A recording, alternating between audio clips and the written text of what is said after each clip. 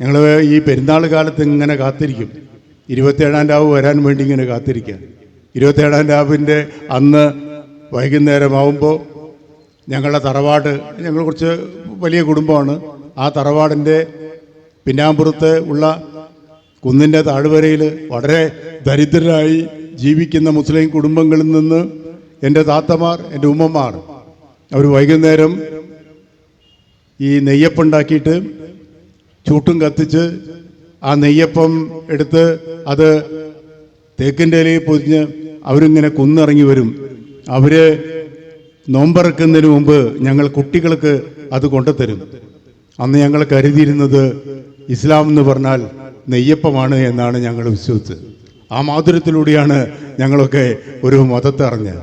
അതുകൊണ്ട് എത്ര നല്ല മനുഷ്യർ ഞങ്ങളെ കൂടെ ഉണ്ടെങ്കിൽ തീർച്ചയായിട്ടും അവരെ മതത്തിനും അത്ര കണ്ട് മഹത്വം ഉണ്ടാകും എന്ന് ഞാൻ കരുതി.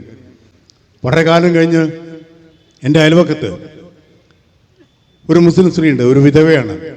വളരെ പ്രയാസപ്പെട്ടാണ് അവർ കഴിയുന്നത്. അപ്പോൾ എൻ്റെ ഭാര്യ എപ്പോഴും അവളെ കളിയാക്കിയിട്ട് പറയാറുള്ളൊരു കാര്യമുണ്ട്, നിനക്ക് മാത്രമേ ഈ പഴം ഇത്ര നെയ്സാക്കിയിട്ട് മുറിച്ചിട്ട് പഴംപൊരി ഉണ്ടാക്കാൻ നിനക്ക് മാത്രമേ പറ്റുള്ളൂ. അതുകൊണ്ട് നീ ഗവേഷണം നടത്തുകയാണ്, ഒരു നേന്ത്രപ്പഴത്തിൽ നിന്ന് എത്ര പഴംപൊരി മാക്സിമം ഉണ്ടാക്കാൻ പറ്റും എന്ന് നീ ഗവേഷണം നടത്തുകയാണെന്ന് പറയുമ്പോൾ ഞാൻ എൻ്റെ ഭാര്യയോട് പറയാറുള്ളത്, ദാരിദ്ര്യവും അരക്ഷിതാവസ്ഥയുമാണ് അത്ര നൈസായിട്ട് ഈ പഴം മുറിക്കാൻ അവളെ പരിശീലിപ്പിച്ചത്. അത് തന്നെയാണ്.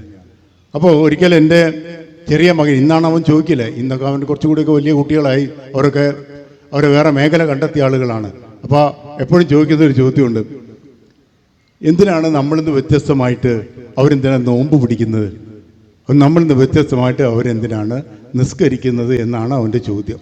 ഞാൻ പറഞ്ഞു, അതൊക്കെ എനിക്ക് പറഞ്ഞു തരാം, സമയമായിട്ടില്ല, കുറച്ച് കാലമാകുമ്പോൾ നിനക്ക് ഞാൻ പറയും, അപ്പോൾ മനസ്സിലാവും.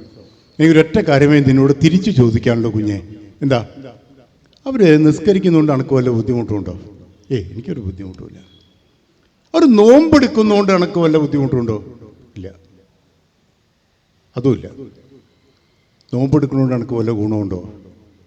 അതുമില്ല. നമ്മൾ ഉണ്ടല്ലോ, നോമ്പെടുക്കുന്നതിന് മുമ്പ് ഒരു പഴംപൊരിയോ ഒരു എന്തെങ്കിലും പലഹാരമോ നിനക്ക് കൊണ്ടു തന്നിട്ട്, അപ്പോൾ നീ പ്രാർത്ഥിക്കേണ്ടത് എൻ്റെ താത്തയ്ക്ക് എന്നും നോമ്പ് എടുക്കാൻ തോന്നണമേ പടച്ചോനെ ദൈവമേ എന്നല്ലേ പ്രാർത്ഥിക്കേണ്ടത്, അത്രയേ ഉള്ളൂ.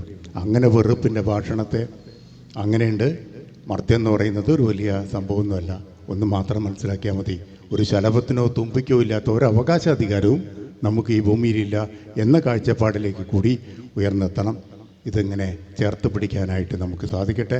ഈ ചേർത്ത് പിടിക്കുന്ന ഈ സംസ്കാരത്തോടൊപ്പം, ഈ സഞ്ചാരത്തോടൊപ്പം, ഈ നടപടിയിൽ എൻ്റെ എഴുത്തുകൊണ്ട്, എൻ്റെ പ്രാർത്ഥന കൊണ്ട്, എൻ്റെ ദർശനം കൊണ്ട് ഞാനും കൂടെ തന്നെ ഉണ്ടാകും.